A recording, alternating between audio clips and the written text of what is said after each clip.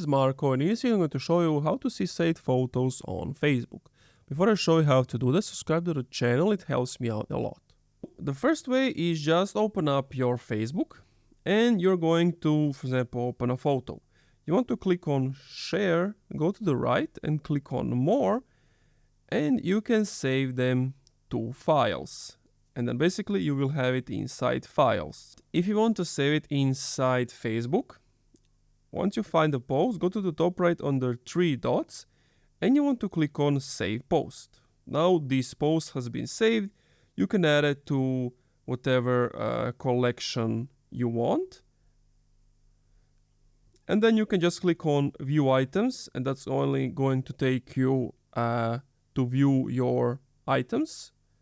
But if you miss that, here's what you need to do. So go to your profile on the bottom right, click on the menu, then just click on saved.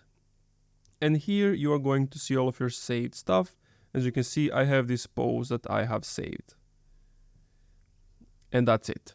Thank you for watching this video. If you enjoyed, leave a like, comment, subscribe.